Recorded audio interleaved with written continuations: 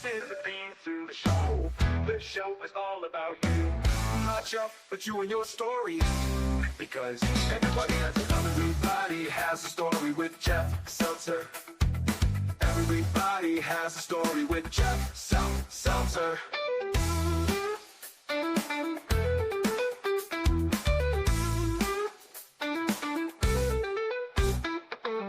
Brought to you by JeffSeltzer.com. Hello and welcome to Everybody's Story with Jeff Seltzer. I am your host, Jeff Seltzer, and I am joined this week by my co-host, Marcus Perkal, aka Marcus Brandon, aka Marcus Music. Marcus, thanks for joining and Happy New Year. How are you today? I'm great. Thanks for having me, Jeff. Happy New Year to you as well. Excited to be on another episode of Everybody Has a Story with Jeff Seltzer. Thank you. I appreciate it. So for those of you at home, this is not your normal episode. This is dropping on New Year's Day at midnight. So hopefully as soon as the ball dropped, Eastern time, you checked out your podcast app and poof, here came this episode. So this is episode 63. I know last week I'd mentioned that I'd probably take a little time off, but I was like, you know what? I'm inspired, right? So lots of things that I'm excited about, lots of things that I think happened in 2025 I want to talk about, things I want to share. Marcus, I was chatting with him and he's like, hey, let's just do it. So a lot of cool things I want to talk about. So real quick before we get into the show, we'll keep the everything brief up front. As a reminder, on Instagram, Everybody Has a Story Pod, DMs are open. TikTok, Everybody Has a Story Pod. You can reach the show by email, everybodyhasastorypod@gmail.com. For all things Jeff Seltzer, you can check me out at jeffseltzer.com. Go to everybodyhasastorypod.com if you want to once again see my live commentary I did at a wrestling show back in May. It was a lot of fun. I'll talk about it later in this episode. As a reminder, we are on video and Spotify and YouTube, audio everywhere else, including Apple, iHeartRadio, Amazon, Pandora, anywhere else you can find a podcast. So with all that out of the way, I did want to talk about 2025. And now that we're in 2026, or I guess by the time this drops, it'll be 2026. So first of all, every year I create goals for myself. I create some kind of New Year's resolution or whatever you want to call it. For me personally, personal goals mean a lot more for me than goals that are given to me. So I know at work, we're always given like, hey, these are your objectives for the year. This is what you're supposed to do. For me, I mean, obviously I do everything I can to achieve them, but at the same time, they're not as meaningful as goals that I set for myself. When I, sit back and think to myself, like, hey, what do I want to do in this upcoming year? Those are the ones that like mean the most to me because they're the ones that I set and the ones that I want to achieve. So I'm going to start off before we're going to Marcus. I'm going to talk about what my 2025 goals were. So I had one main goal. Obviously, I had a lot of like mini goals and milestones along the way. My main goal was to get an average of 10,000 steps per day for the entire year. For me, this was a huge personal accomplishment that I was working towards because previous to 2025, my highest steps per day for the year was I think like 72 or 7,300. So going from 7,300 to 10,000 is a significant, pickup, right? A large increase in terms of steps per day. I don't naturally step 10,000 steps per day because I am, as I am in most parts of my life, very efficient in everything that I do, including from getting from point A to point B. But what I will say, so as we're recording this on December 30th, 2025, at 11:15 a.m., as of now, I am averaging 10,004 steps per day. So basically, I need to finish off today with probably about 10,000 steps, and then Wednesday, which is New Year's Eve, about 10,000. And then with that said, I should hopefully get to, the 10,000 for the year. And then I can check off the box that I did that. And I'll feel really good about it. As I've mentioned earlier or in previous episodes, I'm waiting to feel energized or feel energetic from all this extra activity I'm doing. I just feel very tired, but I'm also 48 years old. And I guess that probably just comes with it. Before talking about my 26 goals, Marcus, do you have any 2025, I guess, New Year's resolutions or goals that you would set for yourself and how you're looking at versus what you set? Yeah, I actually do. My first one was I wanted to be on this podcast 6 times this year. Amazing. And I have accomplished that was not a goal. But I did just feel the need to say that I've been on 6 times this year. 6 times total, but they've all been this year. I believe this is my second time as a co-host, which yes. I don't know if anyone else has done that. I know technicality that Daniel Ireland's been on 7 times. He co-hosted. No, he hosted once. He hosted. He co-hosted. No, he could. No, never. Okay. Daniel's never co-hosted. So I didn't know if he was considered co-host for the PWJ show. So then, yes, that's a distinction I have myself. That is So exciting. I just wanted to make sure as you said, you're a numbers guy. I just wanted to make sure I got that number in there. Of course. I will say my goals, at least last year, and maybe this is something I'll look to in 2026. My goals were not numbers oriented. They were more so habits that I was looking to really, to like bring into my life. One of which was just working out more, which I know that sounds very vague, and I will say I really had a pretty low bar. I had put on a good amount of weight in 2024. I have a Peloton. I love riding Peloton. I really had just stopped using it. And I definitely ramped up in the tail end of this year. I would say probably the last 6 months or so, really ramped up my Peloton. At this point, my numbers when I ride are better than they've ever been before. Amazing. Peak COVID in 2021, when I only had one child and we were stuck at home. That was like my only source of entertainment, other than, watching whatever sporting events were coming back. So that's been great. I've lost about 40 pounds this year. Awesome. So while I didn't put a weight loss like number goal out there, working out more, 40 pounds to show for it is a huge success for me. Another one was being more social, similar to what I, just went back to with COVID, 2021. We moved I live in South Carolina now. And I had lived in New York, New Jersey, Connecticut my whole life. So we moved to a place where we didn't really know anyone. And when we moved down here, it was during COVID times. My wife was pregnant and we really kind of like kept to ourselves. We slowly started to make friends, but this last year, with my older daughter starting at kindergarten, we, made a whole slew more friends, through your kids, as people do. And it's been great to, get out there, have fun, meet new people, kind of build myself a social circle that I feel like I've really been lacking since, COVID shut the world down in New York City in 2020. Yep. So those are 2 goals that I did hit. I have 2 that I didn't really accomplish. And I'm actually not going to mention them right now because I have a feeling what are 2026 goals. And I'm going to give them both another shot. Awesome. So first of all, again, thank you for sharing as always. I'll say this. I had the same thing too, in the fact that my daughters are in high school, but a number of my best friends that I have locally here were through them. Like in terms of like they were in a play and I, hung out with their parents while the kids were in the play. So just kind of hanging out and kind of socializing. So that's, Beth and I are a little more introverted, I guess, than some people are. Again, weird for someone with a podcast to say, but kind of is what it is. But I mean, that's kind of more of a natural, I guess, like, hey, how's it going? Kind of like through work or stuff like that, as opposed to, going and trying to meet I'm not going to go to a party that I don't know anybody and try to strike up a conversation, because for me, it just feels very unnatural and exhausting, I guess.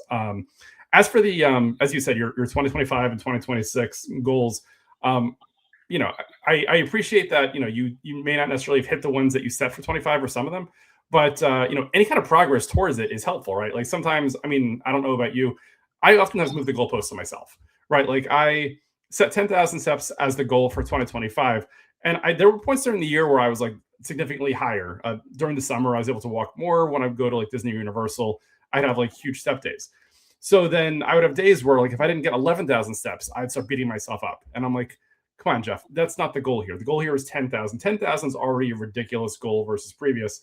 Let's just be realistic with ourselves. And, if we want to get to 11,000 at some point, that's great. But just kind of be mindful of like, enjoy and celebrate the wins and not necessarily say we didn't beat it by enough, so it's not really a win, Yeah, totally. I mean, and I'm down with that. You know me well enough to know that I also, am someone who, to an extent, if I accomplish my goal and it was a numbers oriented goal, that I'll push that further. Again, working out, like I can't say like, oh, I didn't hit my workout goals when there wasn't a goal.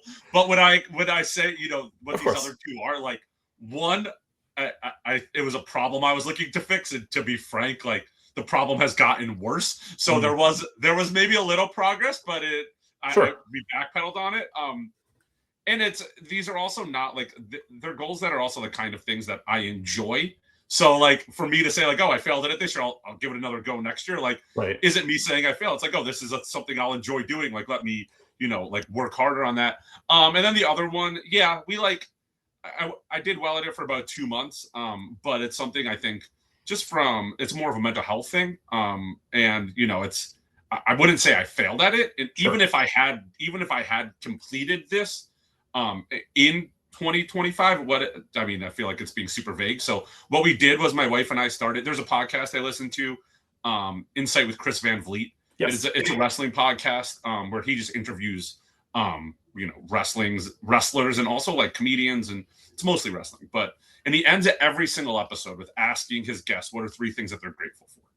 And I feel like at some points, everyone, maybe you're feeling a little down, and you start to focus on like what's wrong, not what's right. And like, you kind of had sent me a list of like what you wanted to discuss on this podcast and sum up 2025. And I pretty quickly responded to you. I was like, you know what? 2025 was way cooler than I thought. My wife and I had tried to incorporate this, 3 things that we're grateful for every morning and night when we woke up before we went to bed. Awesome. And we lasted about 2 months doing it. I think that's probably aggressive. Maybe we'll just try to do it once a day. And we were writing it down. Maybe we'll just try to do it once a day. But, it's a great exercise to help you focus on the good. So even if I had done it for all of 2025, it's something that I would say, hey, 2026, a goal. I want to do this again because I think it's a great thing for your headspace. Yeah, that's amazing. I love to hear that. Oftentimes, life gets tough, work gets tough, and we tend to focus on the negatives. Completely agree. Generally the positives outweigh. It's like the example I always give my buddy Scott whenever I'm gambling, because I do gamble from time to time. To win $50, the happiness and excitement that I feel is nowhere near the negative that I feel if I lose $20, right? Like for whatever reason, there's like some kind of like multiplier on a negative feeling versus a positive feeling. And I can't explain it, but it's just weird how it is. And the fact that like a lot of good or a lot of great is, overshadowed by a very small amount of bad, which it's just the way that we're wired, I guess, Yeah, and the thing is, there's also, what this really came down. This was a great exercise for me. Like this almost was looking back and saying what I'm grateful for the last year.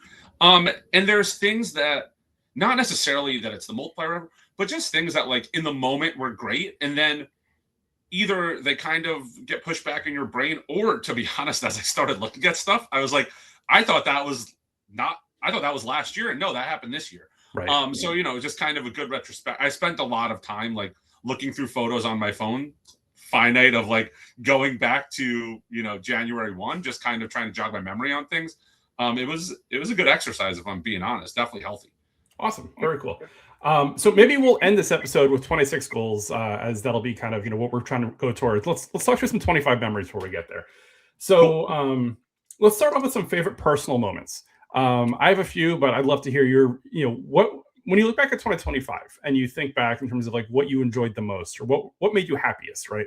What would you say were your top 3 moments that you very much enjoyed experiencing, that you look back with fondness and you're like, that was amazing. Love that. Yeah. So this is not necessarily like a moment, and I've already mentioned this, but losing 40 pounds is something that, especially when I was looking back at pictures, like seeing what I look like in January versus now, that's definitely a personal, like a moment for me. And it was maybe many moments, but if I had to like try to make one moment from that, it was, I set, a personal record on the Peloton that I had told my wife a couple months ago. I thought it was unattainable. I literally, on my Peloton, the strategy that I'm a very competitive person, which really doesn't bode well for someone who has no athletic ability. So what I love about the Peloton is that I can gamify it in a way where I can compete against other people and they don't know. If I'm just find, one of my friends' scores and try to beat that, or look back at my old numbers. So what I actually did was I reset all of my Peloton PRs just by, it's a feature on where you can go and like set a new start date. So I put my start date, I went back a year. Okay. And then what I was able to do is I was able to go and find the best ride I had done in 20 minutes in the last year. And I would do that ride again and keep my numbers on screen from that ride and just try to beat it by 2. Awesome. And I did that, and I did that, and I did that. And it was slow. And then all of a sudden I was trying to beat it by 2, but I would beat it by 10. I would beat it by 15. Yeah. And then eventually I had the confidence. I removed that buffer, and I texted you when this happened. I like tried to find my old PR, which is a number I thought was unattainable. Yeah. And that ride, for whatever reason, is no longer on Peloton. And I was like, this is a huge issue for what I'm trying to accomplish. So I just really spent a lot of time. I found a ride that I thought the music was really going to motivate me, picked an instructor I liked, and I went out and I beat that number. And that moment when I got off the bike, physically in that moment, I felt awful. I thought I was going to throw up, but I knew that once I overcame that, how big of an accomplishment this was for me. And it was really exciting. So that's, I wouldn't say that's number one per se. I just came up with 3 moments. Of course, but that's out of order. Yep, unranked. The next one was I took my 5-year-old Lexi to her first WWE event in Atlanta. We were supposed to go for just 1 show. We ended up going for 2. The whole moment was, I know I'm going to use this same phrase when I talk about my next one, but it was, I saw the magic. Like WWE, we went to an all-women's show, which I thought was really important to keep her interest. And to be honest, at this point, she's already more or less over WWE. If there was an event that was close, she would want to go. Sure. But she's over it. But I really grabbed this moment. They hadn't done a women's show, only women's show in years. And it was driving distance from us. I mean, it was a 4.5-hour drive if you don't get a flat tire, which we did. But it was everything I could have dreamt for and more. And I will discuss this more in depth later, but that was one of them. And then the last one was I took a Disney cruise with my wife, my 2 girls, my mom, and my brother, my sister-in-law, and my niece and nephew for my mom's birthday. And it was one of those things where like it didn't even take looking back to be like, oh, this was awesome. It was in the moment. Like we step on a boat and literally Mickey is there, grabs your daughter's hand and starts walking them around the boat, and they're just like, again, it was the magic. So great. Yeah. So that cruise itself was like our big family vacation this year, and it was awesome. It was amazing. Amazing. So first of all, thank you for sharing. All of them sound incredible as an outsider, and I'm sure you experiencing it, with your family in different ways is amazing. Like I'll say, so my favorite personal moments for this year, I kind of bucket similarly as well. So for me, I kind of look at the first one is I've got a couple of trips that I took just me and my wife. So me and Beth, in May, we went to California together. We did Disneyland, we did Universal Studios Hollywood. And part of the Universal Studios Hollywood was they had a fan fest spectacular where we got to go like on the lot and get pictures with like the Back to the Future town square and the clock tower. Like for me, that was just like a life event, doing it at all. But experiencing it with my wife was just amazing. And just kind of, for me, a little bit of a preview or a teaser of what retirement could look like. My girls are in high school, very realistically, they go to college soon. Eventually they live their own lives. And it's just, my wife and I, which, for a lot of people can be a scary time. For me, I can't wait. Like I absolutely cannot wait until it's just me and my wife. And, we can vacation on a whim. We could do all sorts of stuff. And planning in theory gets a little bit easier. So for me, that was amazing. Other trip that I took with her this year, we went to Toronto. I always joke that we took basically a residency at the Rogers Center where we were staying in one of the rooms at the Rogers Center where the Blue Jays play, where we had a view of the field. And we spent, I think it was like 3 nights or so, like just basically in our room, you look out the window and the field's there. So we saw a couple of baseball games. We watched them break down the field and set up the field for the weekend who was performing that weekend. So it's just a really just amazing experience with her. But again, like I said, for me, it's a case of, retirement will be here before I know it. And just understanding like that's what life could be like more often. I can't wait for it. Other part I would say would be vacationing with the family. So we took a few vacations as a family this year, the 4 of us, me, my wife, my 2 kids. But I think my favorite trip that we took was in November. We went to Universal Studios Orlando for an after hours event where it was a separate ticket, limited attendance to the parks, no lines really for any ride. Food's included. It was just a great experience in recognizing that my older daughter is 18, will be going to college soon. And I don't know how many more family trips we're going to be able to take because, I mean, we've all been there before. Once you go to college, you get a different life in terms of experiences, jobs, internships. Schedules are different. I mean, even starting next year, my girls' spring breaks will be different weeks. So just understanding that things will change. So recognizing this might be one of the last, let's say, true family trips that we take. Just in my eyes, as it was happening, just recognizing it and just enjoying the moment, enjoying it through their eyes, enjoying it through my eyes and stuff like that. And then lastly, I would say would be some of the other trips that I took. So every year I go to Halloween Horror Nights, also at Universal Orlando, hanging out with my friends Jay and Chelsea, meeting Mary Kate for the first time in person, all sorts of stuff like that. It's just a great time. Getting sick. Getting sick in Chili's bathroom, absolutely throwing up there, throwing up at Full Sail University. It was great. But, being halfway serious for a second, it was a great time. The houses at Halloween Horror Nights were amazing this year between the Y6 House, the Five Nights at Freddy's, Terrifier, lots of great stuff. I could go on. I mean, I do definitely feel blessed in terms of like what I can experience, how my life is. But like I look back at 2025, and while there were obviously some tough moments and challenging moments, I had my first real friend pass away, which was obviously very difficult. But I mean, as I get older, I'm trying to come to grips with the fact that happens, right? Like I'm in my late 40s. None of us are immortal, so that's going to happen. So trying to enjoy the time with my friends, my family, enjoy the moment, and recognizing that they won't last forever. So that was 2025 was a year, lots of things. Marcus looks like he went offline for a second, so I'll talk about another moment while I'm waiting for him to come back. Taking Robin to Lincoln Park, seeing Lincoln Park in concert, where I thought I'd never see them again. That was pretty amazing. Had a lot of fun with that. Going with the family to see Sabrina Carpenter. That was fantastic. Great time. Everybody wanted to see it. We all saw, had a great time. And then taking Robin and Allison to go see Jonas Brothers. That was quite a show. Really, really enjoyed the concert. Had a lot of fun. And then last big concert I went to this year was me and a couple of friends went to go see Weird Al Yankovic, which I grew up as a Weird Al fan. Lots of fun. Weird Al was great. But what I will say is for me, the best part about the Weird Al concert was that afterwards I got to go and I bought the VIP, so I got a picture with Weird Al, which was really, really great. So again, lots of great moments in 25. I am very blessed, I guess, as I said, in terms of things I can experience, and I'm hopeful to continue going forward. Looks like Marcus is back with his internet issues not being there anymore, so we will continue at this point. Sorry about that. No, it's okay. Wanted to jump in though.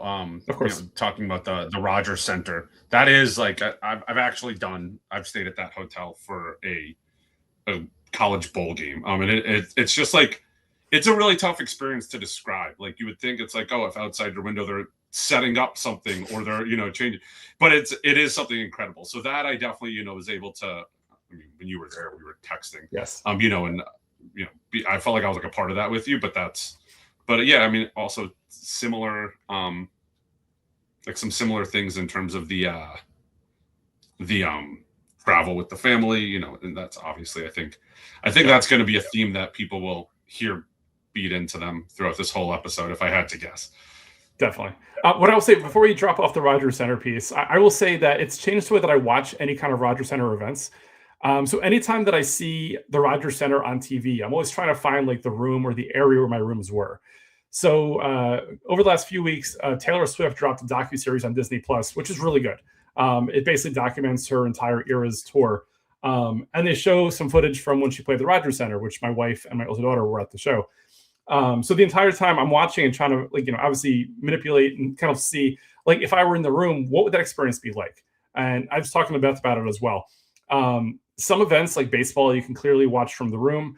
Other events like Taylor Swift, the stage blocks the room window, but you can still hear the show. So basically the thought or mind process is like, hey, if there was an event that I wanted to see at Rogers Center, I would probably stay in that room for multiple nights and one night experience it like, in a seat and buy a ticket, and another night probably try to watch it from the room, similar to how we did with baseball this year, which was a lot of fun. So Taylor Swift, the stage blocked it, so it seems like you could hear it, but you probably couldn't watch it. Marcus, are you still there? Your Wi-Fi may or may not be in. Can I hear you? Can you talk? Okay, it looks like we might have lost Marcus again, so I'm going to continue on some of my events from the year. So what I will say is the next question I was going to ask is what was my or his favorite professional moment for the year? So meaning like if there's like a work situation or work something that I really, really enjoyed. So I try not to talk work too much, but there was one thing that I can talk about that I really, really did enjoy was I went to Texas and I presented at an industry forum, which was really just a lot of fun. So the fact that I was invited to go and present there was great. Presented to a few hundred people. Was able to kind of walk through my experiences, came across as, a leader in the industry, which, I guess ego-wise generally have, felt really good. And I was able to help a lot of people in terms of sharing my situations and sharing my story with them in terms of how I use it. Made a lot of connections, which was great. I'm going to pause the recording for a second until Marcus comes back. Okay, looks like we got through all of our tech issues. Glad to see that everything is where it needs to be at this point. With that said, Marcus, now that I've walked through my favorite professional moment of the year, do you have any professional moments, meaning like work-wise, that you'd like to talk to that you're excited about or you're proud of from 2025? Yeah, I had two. The first is gonna be, I actually had my first business trip in about 5 years. I've had a couple of jobs since 2020, and most of them didn't involve travel, and work travel is something that I love.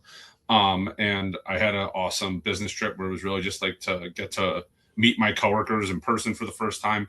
So while that wasn't like an accomplishment per se, it was definitely one of my favorite professional moments. Awesome. And then the other kind of comes back to what we are usually talking about when I'm on this podcast, which is something wrestling related, sports card related, what have you.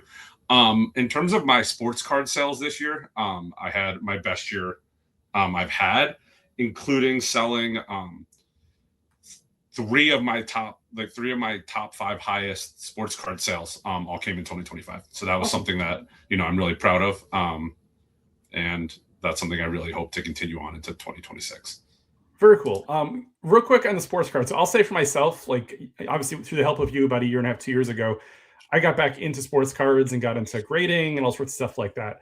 And I personally did have quite a crazy sports cards year as well. So through you, mostly wrestling, which I got some really good hits, graded some stuff, some for my personal collection, some stuff I sold, and a couple of random baseball, which I was just bored one day and kind of joined a baseball break.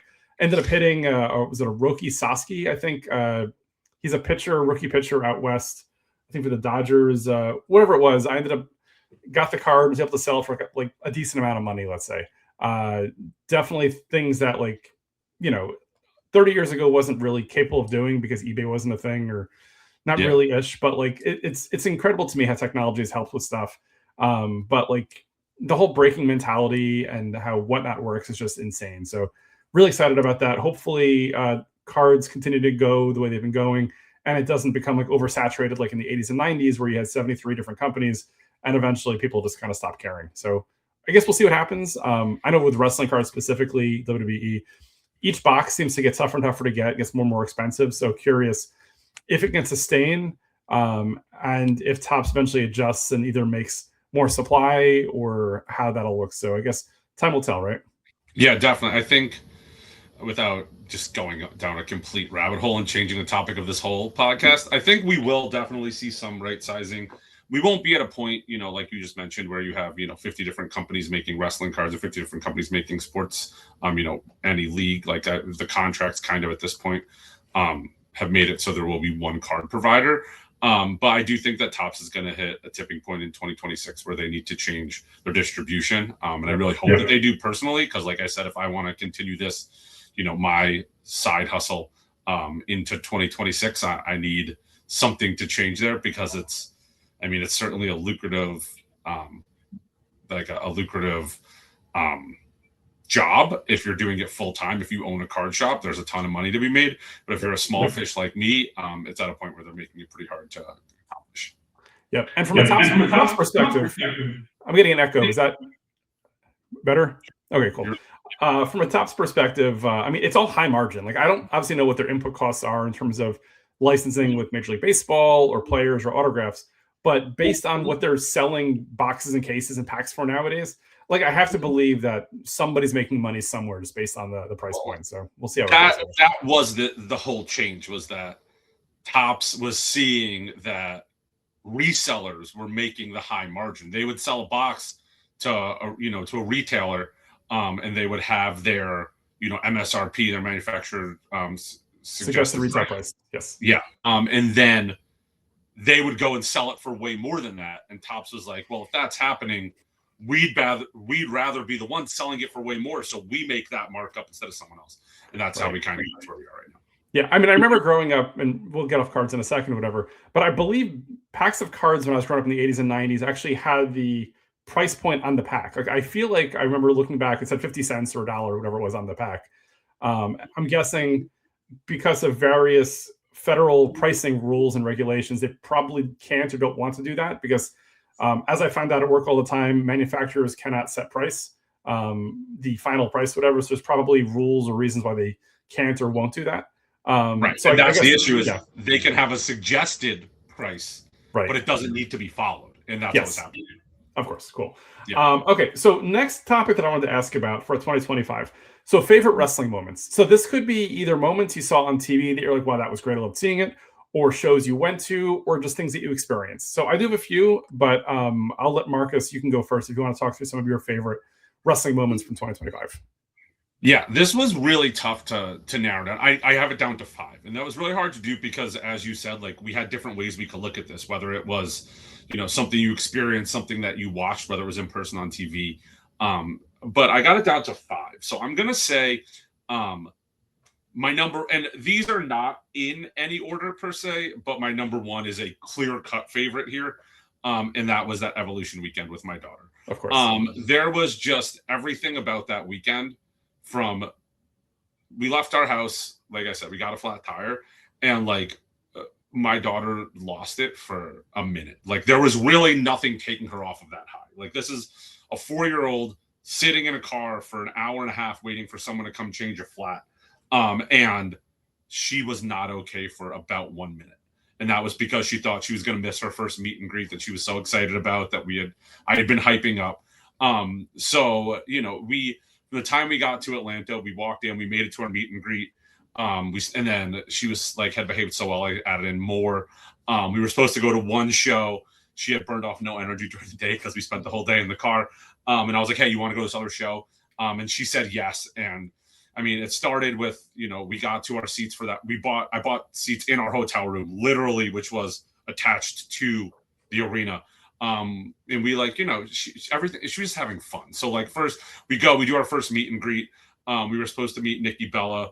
We actually got a little early. So I threw in a meet with Stephanie Vacker, which now looking back, she has been shot to the moon since then. So that was, a great photo op.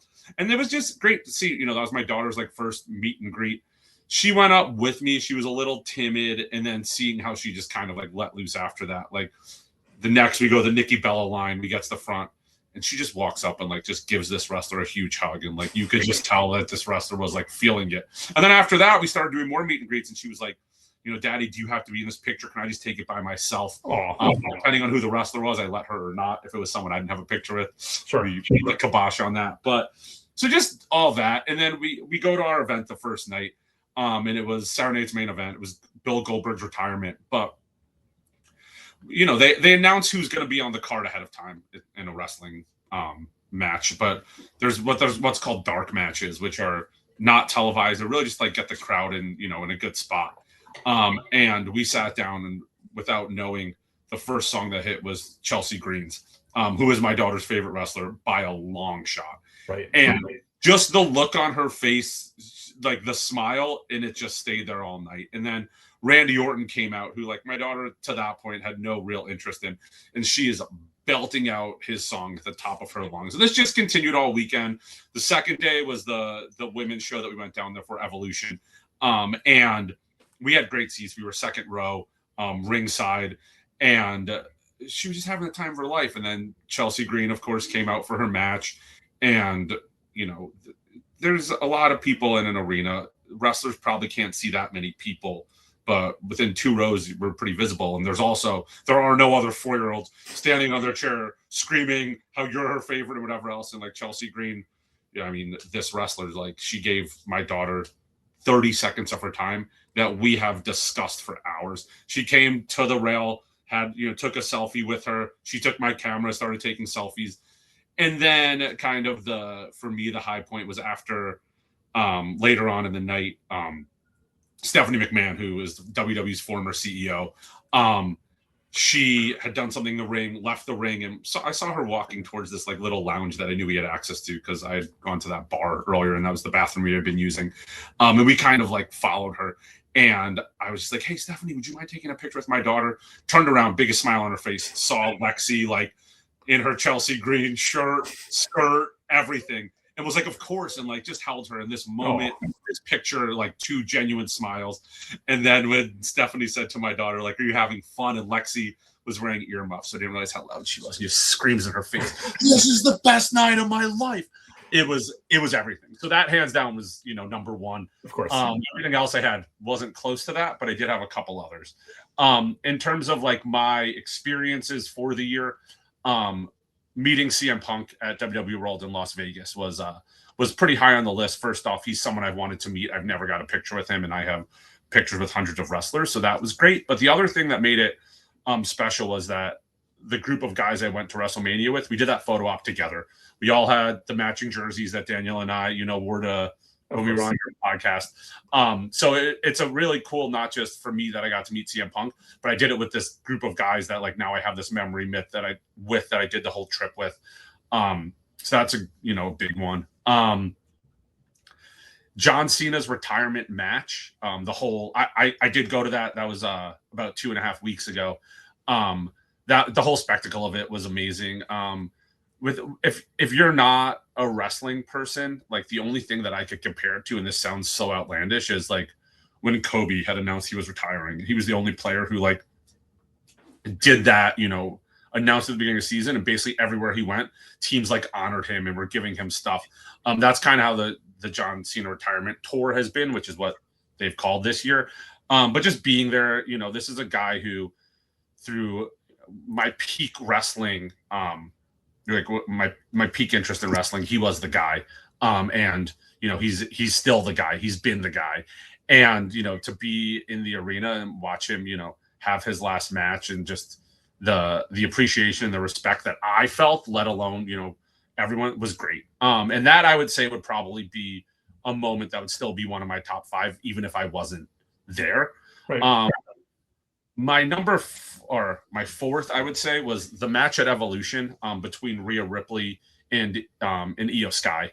It was just a phenomenal match. I mean, seeing it with my daughter again made it special, but it was one of the greatest matches I've ever watched, period, in person or not. The ending I thought was a little crazy with their, someone else entering themselves in the match, coming in and then winning the match.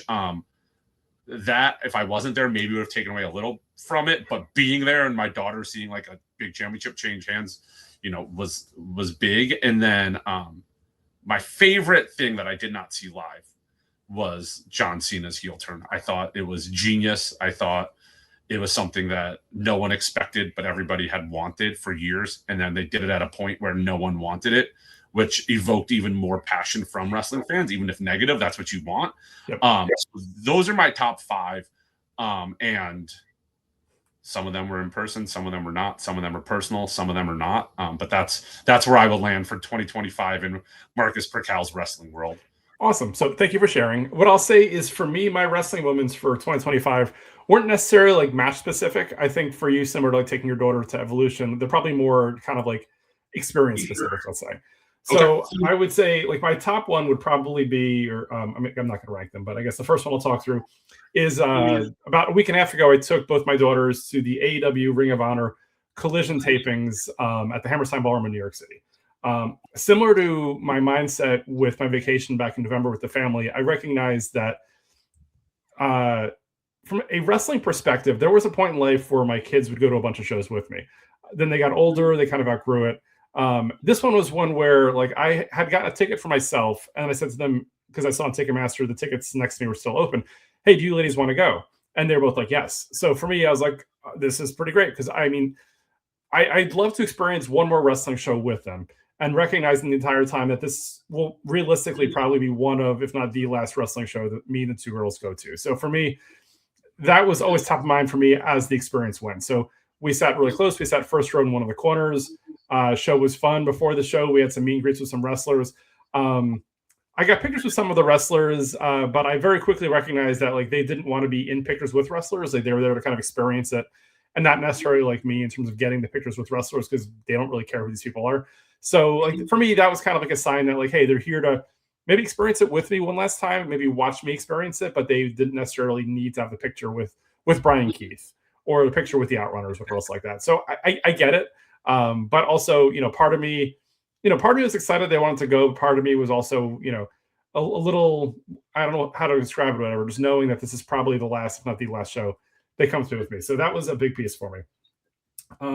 Another one I would say was back in November involving you, Lucas, and Daniel. Just a full day of wrestling. So back in mid to late November, Daniel, Marcus, and Lucas is a friend of Marcus's and friend of the show, went to back-to-back wrestling shows in New Jersey. So Marcus flew up at the American Dream Mall. They had a GCW wrestling show from 2 to 5. And then we went to AEW Full Gear Wrestling at the Prudential Center that night. And for me, it was just amazing. Like looking back, like I have very vague memories of any of the actual matches. I mean, there's a couple that kind of like jump out at me. But for me, it was a lot of just like hanging out, catching up. I mean, Marcus lives in South Carolina, so I see you once, maybe twice a year, if that. Lucas, I think I ran into him at WrestleCon back in August. And Daniel, I see him at work all the time, but it's obviously a different dynamic versus, you know, hanging out all day, having a couple of drinks, watching wrestling, and just kind of just, you know, catching up on life and just experiencing it. So for me, that was pretty great. Last one I would say would be Slammiversary for TNA Wrestling back in August, back in July, I guess it was. Daniel and I went out to Long Island, my first time with UBS Arena.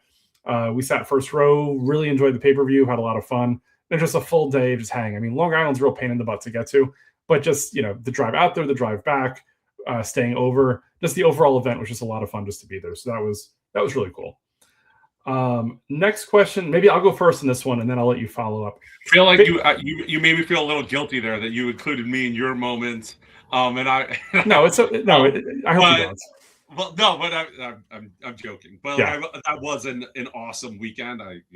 I think we acknowledged that multiple times during the day before the day even ended. Yes. And I can firmly say, had I not had this like Lexi weekend, that easily it was great. I mean, it's like AEW, they put on there's criticism of people say, you know, how their pay-per-views that you have to buy them as opposed to them being part of a streaming.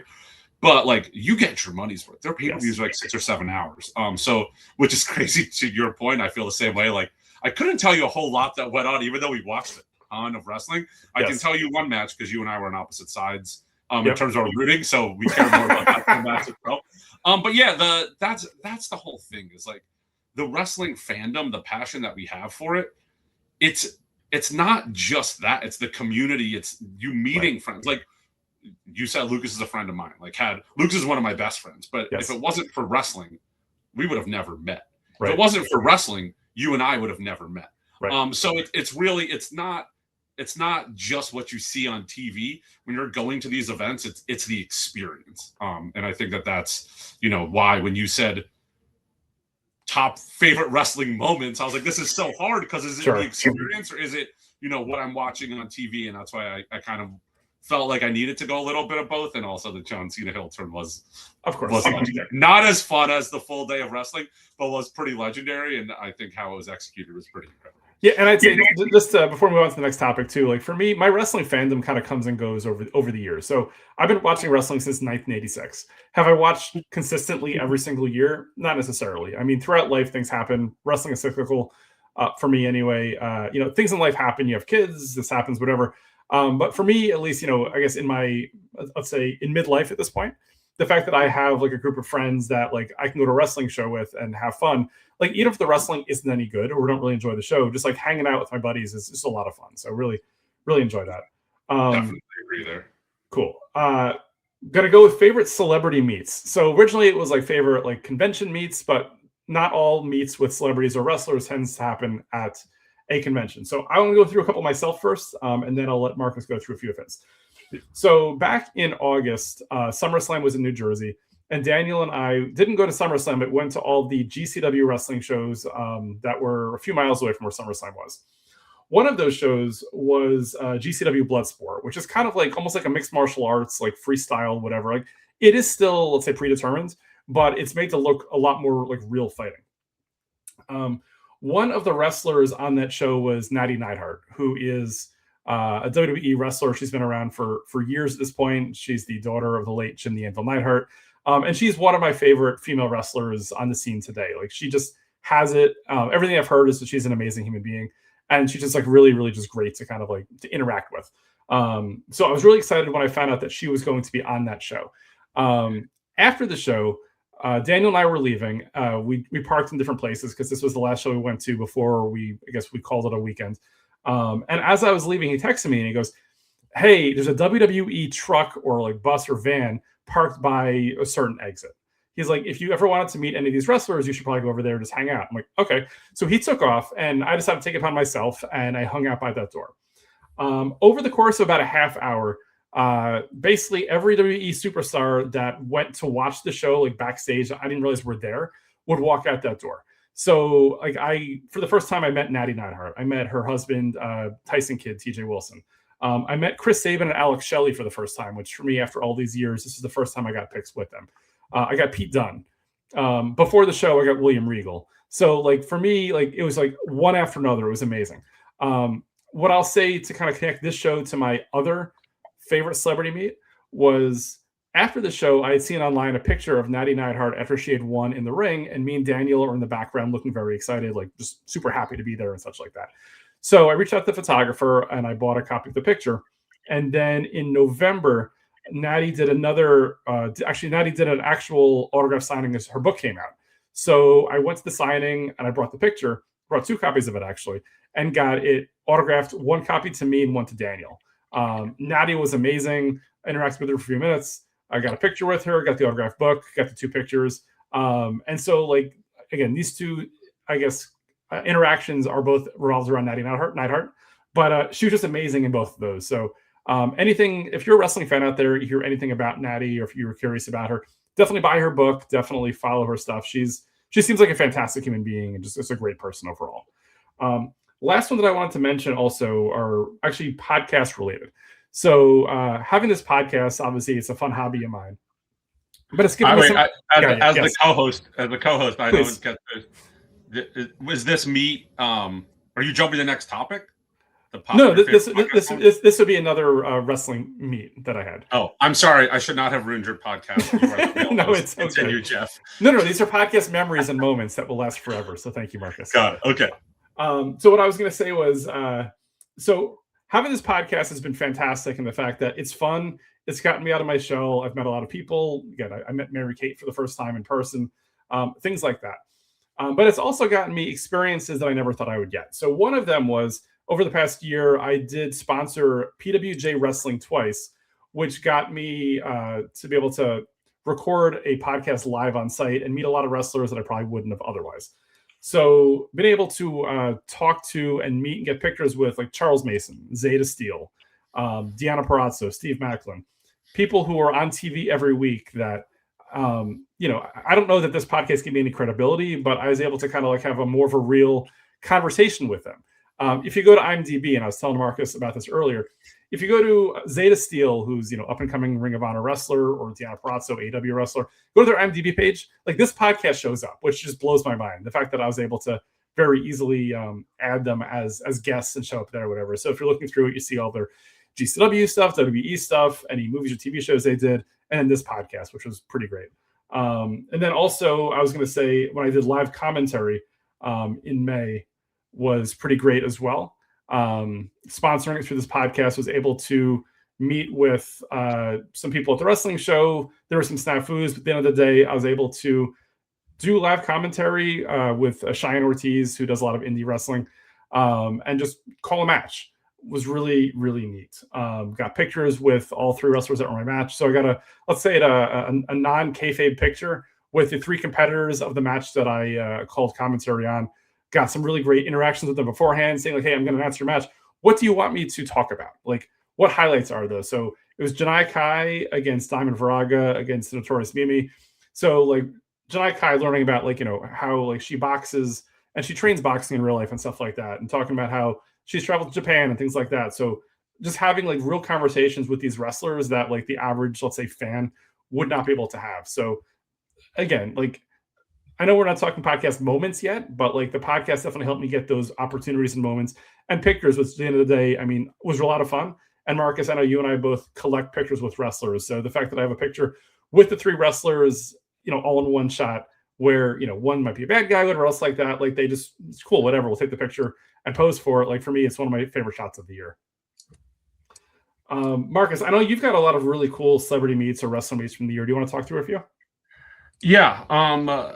First off, I mean, even though I interrupted you before you got to it, I think that, the part of what makes these pictures special isn't just the moment physically being captured, but it's what goes into that and your experience. So I mean, for you to start this podcast, which you talk about your midlife crisis, and how weird you think it is that you're doing this, and then that you take that to the next level and you start sponsoring wrestling matches, and then that you get to do commentary and get that picture. Like I mean, the picture is incredible, but it's a really cool story. It's something that for me, who also has hundreds of pictures with athletes and wrestlers and celebrities, but I don't have that story at all. So it is interesting. Even if I had that same picture, like let's say I was with you and you're like, oh, take a picture with Marcus, like whatever else, it still would be with the same moment, but a totally different backstory to it, which is part of what makes it. So I love that.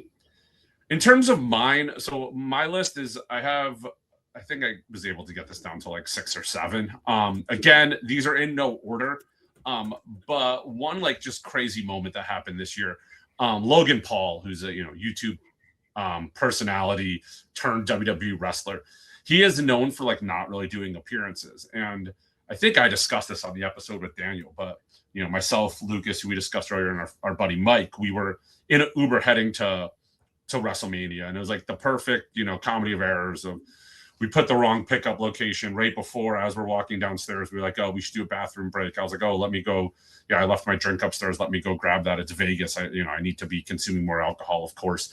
So all this kind of and then our driver just not wanting to follow his GPS at all. All this kind of, we turn out of the hotel. This guy makes a U-turn in the middle of the crowded Vegas street. And we just see all these children like running across the street. And we're like, what is going on? And we see Logan Paul is literally standing in a gas station parking lot handing out Prime. And my buddy, who's the Uber driver, he's like, hey, I'll give you $50 if you stop here for, I think it was 50, maybe it was 20, whatever it is. If you stop here for 5 minutes, let us get out and don't leave. And he was like, all right, deal. And we jumped out. We got pictures with Logan Paul. He was real cool. He took a quick video for Lucas's son. It was just an awesome experience. And that picture is like, some people call that a street meet, but it was just by happenstance. It was not a planned meet. Some of these you pay, what you're getting into, and that just like happening was awesome. And it's just like one of those moments when you look back at a WrestleMania trip where it just like is a standout moment. Yeah, right before we go any further, so like I love that for so many reasons, right? So number one, obviously it's one of those pictures that's very tough to get, right? Logan Paul doesn't do autos and meet and greets usually, so yeah. You've got a very rare get, let's say. Number two, just you have a great story, right? And the fact that like you have something you could talk about how like it's just how it happened and stuff like that. So it checked out both those boxes. And that Logan was so cool that he made a video for Lucas's kid as well. Like it just seems like it's one of those amazing, just kind of like, I don't want to say like, I don't know, like milestone moments, whatever, but it's just a great memory that you guys will always have that you can share together. Definitely. Yeah. And again, it's, as I said with yours, it's like the picture is cool, but the whole story, yes. that we got to WrestleMania and like couldn't wait to tell our friends who we were sitting with. Yeah, so that was awesome. I would say the next one, same trip, was again meeting CM Punk. I already walked through that one. Again on this Vegas trip. The Vegas trip has a lot of them. I went to, you always discuss the Major Wrestling Figure podcast. They had a live show, and one of the guests they brought out was going under the name of Danielle Housen. For anyone who's not a wrestling fan, it's Topanga from Boy Meets World, Danielle Fishel. So she is a huge wrestling fan. She came out in makeup dressed as a wrestler, and the seats that we were in was like right by where the guests were walking in now. And I just like, she was walking around. I was like, can I grab a picture? And it's just this great picture because like, yeah, it's Topanga. Like everyone knows her, but she's dressed as a wrestler. So like for me, I think it's a great picture. If you're not a wrestling fan and you met her and she was wearing the makeup, this picture would, be nothing to you. Well, especially because that's one of those things where like you can meet her at like, a convention or something, but like to get her in that moment with that makeup on, it's such a rare get. Especially, and then one of the things that she announced in this appearance was that she's getting a figure in this makeup. So now like, I think other than the host of the podcast, maybe one other person got this picture with her. And I don't see her like going to cons and doing appearances dressed as Danhausen. Right. So it's like going to be something, it's like a super rare if you want to call it that. So yeah, that was a really cool one. One other I have two others from that weekend. Katana Chance and Kaden Carter. who Katana Chance is one of my favorite wrestlers. Unfortunately, right after WrestleMania, they were both released by WWE. Kaden Carter is now, I believe, with AEW. And Katana Chance is Casey Catanzaro from American Ninja Warrior fame. So she is the wrestler actually who, like, when I talk about my wrestling card collection, like I collect her cards. I have hundreds of them. I have the, one-on-ones and everything. And, they had a good line. It was a free meet and greet at a WWE event. Like, of course, people want to meet them. People know them. But I went up, I just kind of took my picture. I was just saying how excited I was to meet them. I said I collect her cards. She was like, made a comment. I took out my phone and showed her, like part of the collection. And then I kind of had figured this out when I was waiting in line. I showed her a picture of Lexi, big smile, holding her figure in store. Because we had found it, and Lexi, of course, likes her because that's who I root for. And she was like, "Oh, let's shoot a video for her." And her and Kaden just kind of like sent a video to my daughters, just saying like, how they hope to meet them someday. And again, it's the moment that this captured. Couple other ones that should be pretty quick. Was I mentioned earlier, taking this picture with Nikki Bella and Lexi was great for multiple reasons. First off, like when I gave Lexi this birthday present and we were going, part of it was you get to pick a wrestler you want to meet, and she chose Nikki Bella. My wife likes Nikki Bella because she had her shows on Total Divas and Total Bellas. So I love the fact that in the past I had met Nikki and Brie Bella with my wife, and we have a picture with them, and now I have a picture with my daughter and Nikki Bella. I thought that was just kind of coming a little full circle. I do have to get my other daughter Rory a picture with Nikki Bella at some point. And then my last one, and this is just, a wrestler that I've been a fan of for a long time and never had an opportunity to meet. And at WrestleCade last month in North Carolina, Kazuchika Okada was there, who has been a big name for a long time, just recently came over to America full time. And he was just a really friendly guy. I was, taking all the figures I had to get signed and the pictures. And he's, English is not his first language, but he's pretty conversational. He was just like, "You must be a really big fan." And I was like, I am. And it was just like funny to hear a wrestler acknowledge that. But it was, just again, a nice interaction, a quick photo, and, one that I'll, that I'll cherish for a while. Awesome. Thank you for sharing. And again, as we said before, like wrestling, has events and experiences, but a lot of it is about like what you feel, right? Like what you feel coming out of a movie or after watching a TV show, or in wrestling, it's what you feel at the moment, whether from what you see or what you've heard, or even like who you've experienced it with. So lots of different ways to experience it. There's no right or wrong. It's just however you do it. Just kind of it is. One of the last set of questions here was favorite podcast moments from the year. So this is episode 63. I think in 2025, I put out, I don't know, a majority of it because I started in midsummer 2024. So I probably put about 40 or so episodes out this past year. Let me walk through a few of mine first, and then I'm curious to hear what your favorite moments were, or episodes, or whatever else like that. So what I'll say, first of all, for me, one of my top moments from the year was our two-parter on Mania in Vegas with you and Daniel from back in, I guess it was like April or May. Marcus and Daniel had very interesting perspectives on my perspectives, and the fact that I think initially going into, you guys were like, "Oh, Jeff's going to feel like garbage because we went and he didn't go." Versus for me, I can proudly say this. When they were in Las Vegas for WrestleMania, I was on vacation with my family, and I was living through them. Like I told Marcus and Daniel, I said, "Send as many pictures as you can. I want to see it through your eyes. I want to experience what you're experiencing, and I want to learn about the events. Like not necessarily like, hey, did Cody Rhodes win? But like, some of the interactions with wrestlers before and after the show, or what you guys are doing, whatever else like that." So to experience it live while it was happening via pictures, and then to record a two-part podcast, hearing you guys talk about it and hearing about, what you guys have done. And this was the first time that I think you and Daniel had hung out for more than like 5 minutes at a time.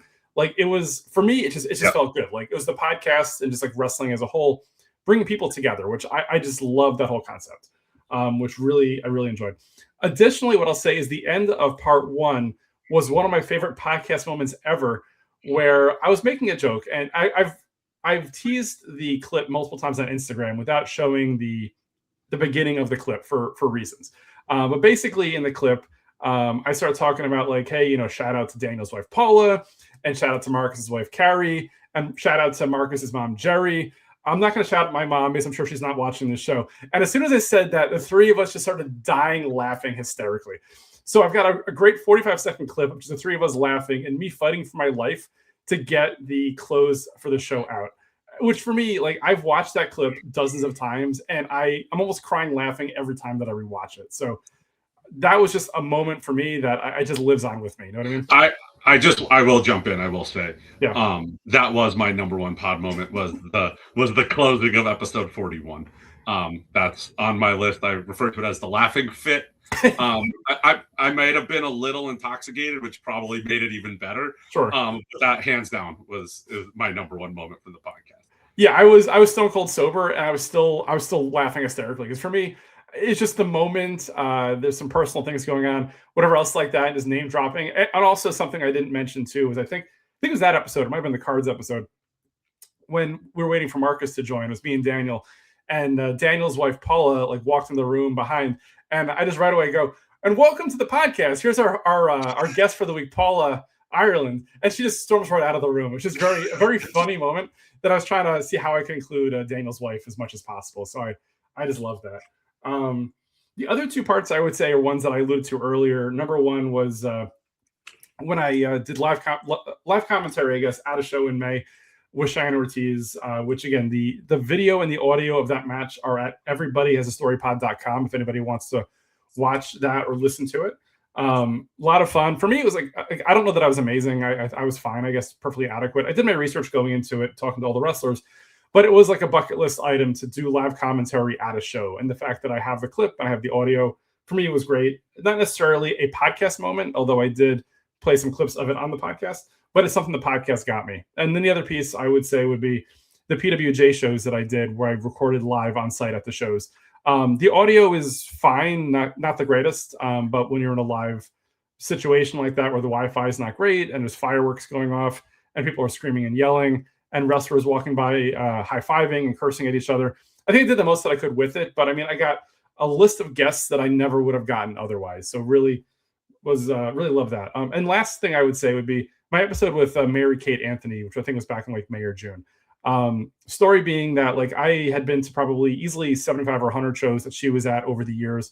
Her and I both grew up in the New York, New Jersey, Philly area, ECW shows, Madison Square Garden shows, Meadowlands shows, but we never had interacted or engaged at all. And then through the Major Wrestling Figure Podcast Facebook group, we had, conversated or spoken a bit over the years. And then having the opportunity to record a podcast with her was my first time actually talking to her, and recorded for like an hour or so. And then when I went to Orlando back in September, we actually went to an NXT wrestling show together. So for me, it was, getting to know the person and not just the fan. And then having, spending some time with her. Obviously, I did throw up in Chili's bathroom when I was with her as well. Side story there. But just the overall, things that like the podcast brought together and wrestling brought together, and been able to experience that with somebody else. Marcus, thank you, Marcus. Do you want to share? I know you had talked about the laughing fit. Any of your favorite podcast moments from the year? Yeah, I have a few. I will just give a little disclaimer that I apologize to Mary Kate, Zach Linder, anyone else who I know personally that has been a guest this year. If they did not make this list, I've listened to every episode, so I've heard them all, but I tried to keep this short. Number one far and away was that laughing fit. There for just so many reasons. My others, so actually, and I have four here. So that was my number one. Awesome. And then I'll go 4, 3, 2 since you already gave away number one. Sure. So my fourth top pod moment of the year was episode 49, which was the 1-year anniversary show. And that was for a couple reasons. First off, I had known what was going to happen that episode, that Daniel was going to be the host and you were the guest. And I like the concept. I think it was, interesting for you to come at this from a different light as the guest. And I enjoyed the conversation. Also, since I knew this was coming and I was actually getting ready to get on a red-eye flight, I texted Jeff and I was like, hey, can you drop this podcast 3 hours earlier than usual so I could download it and have it for the flight? And Jeff did it. So, but I thought that was a great episode. It was really fun. My number 3 is going to be the beginning of episode 38, which was the debut of your theme song. Ah, For obvious reasons, since I didn't really write it, but since I created it using AI. And number two is actually there's something about this episode that I really liked. It was episode 46. And it was your conversation with Megan Fernandez about Epic Universe. okay. And I'm not sure exactly what it is. I come up with a bunch of things, I think. Well, first off, I appreciate people's fandoms since I have many myself. And theme parks is like not really one of my fandoms, but I appreciate them. I love going to them. I haven't been to a Universal park in over 20 years. But I appreciated hearing, people's perspective on something like this, and just how passionate people get about things that aren't things that I'm passionate about. But I thought it was a great conversation and definitely something that, like, at some point when we talk about our goals for 2026, one of them is getting my family on, a real vacation this year. And I'm not sure if we'll end up at Universal Studios or Disney. They're both possible. But definitely something that at some point my family will be there and I will be going back, listening to these nuggets and trying to, recreate other people's trips, knowing that people have done some of the homework for me and I can just steal that and run with it. Of course. So yeah, thank you for sharing. And I'll say this too. I mean, it's obviously goes without saying, as it has in the past, if and when you're ready to plan one of those trips, reach out. I'm obviously here to help you out. With regards to the episodes, yeah. So the Daniel 1-year anniversary episode, it was a lot of fun. It was amazing. What I'll say is, now that I'm a year and a half into this journey, I'm trying to find creative and different ways to keep the listeners and also keep myself interested, right? So this past year, I had him host while I was the guest. You've been co-host a couple of times. I've had Megan as co-host. Like, it's getting tougher and tougher to find like new guests. So I'm trying to find new spins on things or different ways to get different topics out there or get different stories out there and such like that. So for me, I absolutely love that. And again, Megan on, the episode for Epic Universe, as well as the other episodes she's been on. Megan's amazing. Would love for her to get her own podcast at some point. She has a very busy life. She's actually in Disney World right now. So I'm living through her at this point through some pictures. But I would love to get Megan on more often because she's just an incredible co-host as well as guest too. And yeah, thank you for sharing all that. Really do appreciate it. We are running late in time, so I did want to leave time here for what we're thankful for and any 2026 goals. So first off, I'll say what I'm thankful for, as I think it probably came across a bit on this episode. First of all, my family, my friends, my support system. So I have an amazing wife. I love hanging out with Beth. I love traveling with her. I love just hanging around the house with her and such like that. So, and I'm looking forward to, in the next, let's say, decade or less, when us are at some point retired and just kind of like go to Disney World every day or like, hey, what do you want to do? Like for me, retirement's not scary to me. Like assuming the money is there and the numbers are there. Like a lot of people I talk to are afraid of retirement because they're like, well, what do I do? Like, what's that look like? For me, it's not the what's that look like or what do I do that scares me. It's will I have enough money? And as much time and effort and energy that I put into my personal finance and investing and saving, like if I saw anybody else with numbers that I have, I'd be like, oh, you'll be totally fine. Myself looking at my numbers, I'm obviously re-looking at them 1,000 times. And I'm like, what about this? What about that? Just overthinking it. So for me, again, the idea of eventually one day retiring with my wife, hanging out, going to the parks all day, just doing nothing, whatever else like that. Like I can't wait. Like I'm really looking forward to that. Also, my daughters, like super excited for them and about them and with them. They're amazing. They do great things. They're hard workers, great students. They're just, I love hanging out with them, right? Like the fact they went to the wrestling show with me because, I asked them like little things like that, I just love the experiences and the memories. Recognizing that, this version of our relationship won't last forever. Like I recognize that too. And without getting too deep into it, like I've learned from other situations that like as things change, you need to evolve as well. So, right now my daughters are 18 and 15 and I have a certain relationship with them. As they get older, trying to evolve it more into like a friendship or mentorship as opposed to like, I'm your dad, that's why. Not that I really would ever say that, but you know what I mean? So just kind of being mindful of that and being careful of that and hoping that like, they want me in their life as they get older and hoping that they want to be friends with me and that they want to do cool stuff with me, stuff like that. So really thankful and happy with that. Lastly, like I said, the support system. So like Marcus, people like you, people like Daniel, my buddy John, Chris, Bill. I'm not going to name every single person in my life that I text with from time to time or all the time, but like, everyone who's in my life that, means something to me, who you are. Like the fact that like, at this point in my life, people want to hang out with me, or people are interested in what I have to say. Like I appreciate and respect that, and I just love that for myself and for everybody around me. Awesome. Yeah, I mean the cliche answer, but the majority of what you said.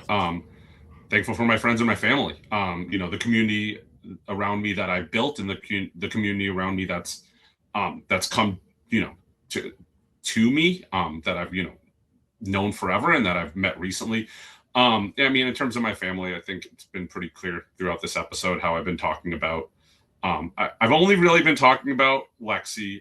That's not anything about Rory. Just right now, Lexi has had this wrestling moment, and it's something that I never thought I would get. And since I grew up watching wrestling with my dad and my grandma, it was something that was like, when this opportunity presented itself, I was like, I need to milk this for as long as I can. Of course. But having my kids 3 and 5, watching them literally grow every day and learn and tackle new obstacles. Lexi started kindergarten when she was only 4 years old. And excelling, and Rory being, 3, just literally learning new things every day and being a part of that. It's so incredible.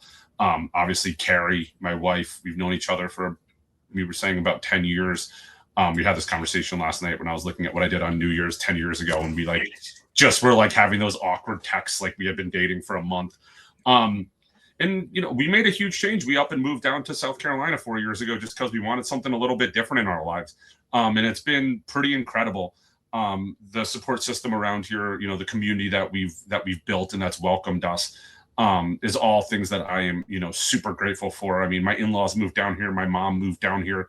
That's really important. Seeing, how, when I say my family, like, of course, you think of like your family who lives in your house, but like just seeing my kids, the time they get with their grandparents, my father, who, isn't local to here, he's in New Jersey, but just, seeing that time, seeing how much love they get and how much love I get, gratification I get seeing that. And the relationship I have with, my family outside of my kids. I mean, Carrie is the greatest thing that's ever happened to me. We just kind of love life together. I wish I could focus on retirement, but I do have some more time before I get there than Jeff does. But, my relationship with both my parents, I have great relationships with them, with my in-laws, with my brother, my sister-in-law, my brother-in-law, my niece and nephew. Just, not everyone has that. And I don't take it for granted. So I do sometimes, like, be honest, I do. But, it's something that's really important to me. And then, the friends in the community, Jeff, as you said, our friendship is pretty new. I think we met for the first time in 2024 at GCW in New Jersey. And I mean, you and I text every day. Lucas has been brought up, and I have my friends that aren't from the wrestling sphere, my friends from college, my friends from, growing up. And like I said, all the friends that we've made here. One thing I just will touch on, is 2025. It's been a great year if you listen to everything we said. 2025 has also been a tough year. There's, there are some things going on in this world that maybe we don't want to talk about too much. But one thing I will say is, being a Jewish person has not been easy in 2025. And one thing that I find absolutely incredible, last week, my wife and I decided we wanted to have a Hanukkah party. And in South Carolina, we have a couple of Jewish friends. There's not a whole ton. But we just invited all of our friends to our house to have, a party and to educate them on what Hanukkah is. Some of them don't know. And it was pretty great that we had like 40 people in our house last week, who come together and surround us for the things that we find important. It doesn't matter how different you are than someone else, that you care about the people, you care about things that are important to the people that you care about. And then the last thing I'll say that I'm thankful for is my health. I mean, I've had, like I said, I've lost a lot of weight. I was definitely overweight. I was looking at some pictures earlier. Having my health is super important. And it's something that's great. So I get to, I'll be around to watch my kids grow older, hopefully. I'm going to do whatever I can to make sure that I'm there for that. And that's part of my goals for 2026 as well. Amazing. Well said. Thank you for sharing. So what I'll say, my 2026 goal, just to kind of put it out there before we end, is, so I had said for 2025, my goal was to average 10,000 steps per day for the entire year, which, knock on wood, hopefully by the time this thing drops, I will have hit that. My goal for 26 is the same, but kind of a little bit more. So while 2025 is based on averages where, let's say in September I hit 11,000 steps, I could do 9,000 steps in October and kind of offset it. my goal for 2026, assuming that I stay healthy and I'm good for the year, is to not only average 10,000 steps per day for the year, but for every month to average 10,000 steps per day for that month. So I'm not looking to kind of make up for, have a slack month to catch up, whatever. Again, recognizing that, like, things happen, allergies, could get sick, hurt, whatever else like that, but looking to kind of see how many months, hopefully 12, I can get that average per day for the month as well. So we'll see. I'm trying to kind of take 25's, let's say, accomplishment or, achievement, and kind of take it to the next level. So we'll see how that goes. Marcus, did you have anything else you wanted to add, or you pretty much covered on your 26 goals I have 5 goals for 2026, okay, but I'll keep them all quick. The first, I want to continue, working out, continue this weight loss journey that I'm on. I do have a goal weight in mind, not that I will say publicly, but I still have a long way to go to get to where I want to be. And that number, is going to be my long-term goal. And what I would love to do this year is not just continue working out, but incorporate more than just Peloton, whether that's, weights or planks, body weight, whatever it is. I'm not going to set a finite goal on that, like start lifting or anything like that, but doing more than just the Peloton for multiple reasons. It's better for the body and it will help me lose weight faster. The second is I want to, I call it's the bonus room here, because in South Carolina you can't have a basement, but it's this room right behind my office, and I want to clean it. But that's the goal I failed at this year, because cleaning it means selling a lot of stuff. It's my stockpile of things that I need to sell, extra items, collectibles, things I've acquired over time that no longer interest me. And that's the thing that got worse this year. Was I started moving through this, and then all of a sudden I started cleaning up, and there's more and more in there. So I want to sell more, which ties right into my next is I want to be more active on Whatnot. I love selling cards. I love the interaction. I love the experience. And I want to do more of it. And like we touched on earlier, there are some issues right now with me getting the types of cards that traditionally I'm selling on Whatnot. So I need to get more creative. And that's my goal, is to figure out whether it's selling single cards or doing different types of breaks, smaller breaks, that kind of thing, but staying active on there, because it's a great way for me to socialize and, talk to people. It's also a revenue stream. So that will help me out for the year. My last two, I touched on the other one earlier, is I would like to have a family vacation this year. That's a goal I'm putting in place, that we book it and get it done. My family of 4, we've never had a real vacation, stay at a hotel or at a house, whatever it is. And just we've gone on trips, but it's always, whether it's with my in-laws or with my, my mom and my brother's family, which is amazing. Don't get me wrong. But when those happen, I have the benefit that maybe then it's not on my expense. So this is me getting my finances in place and doing the booking so I can give my family this experience this year is something. And the last, I want to try to do that grateful exercise, which is every day, listing 3 things that I'm grateful for, whether it's in the morning or at night, just some point during the day, taking that time and just looking and making sure that I'm thinking about the great things that I have in my life. Awesome. Well, again, thank you for sharing. And obviously, some people are more open or less open about sharing what their goals are.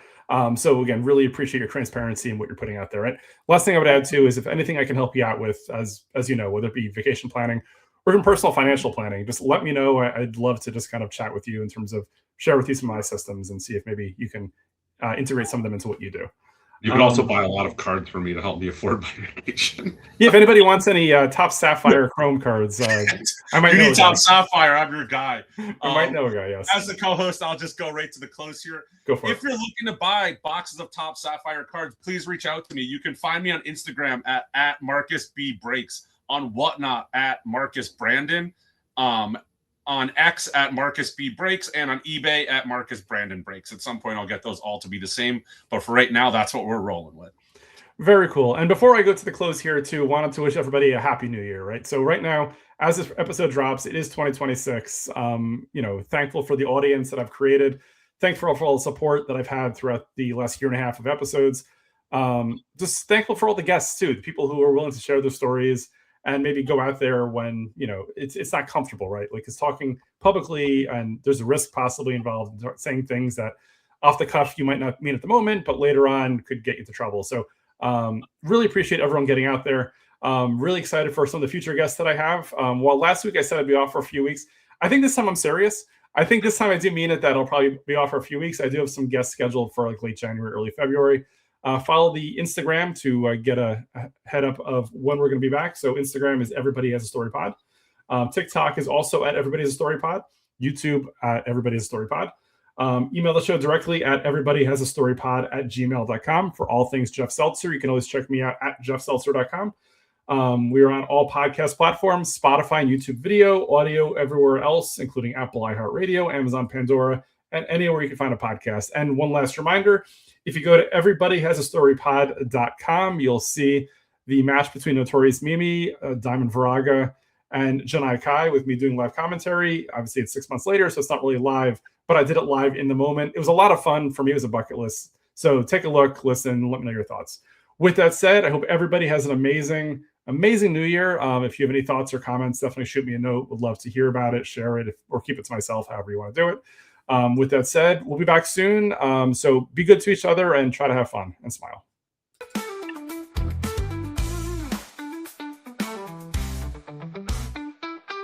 Everybody has a story with Jeff Seltzer. Everybody has a story with Jeff Seltzer.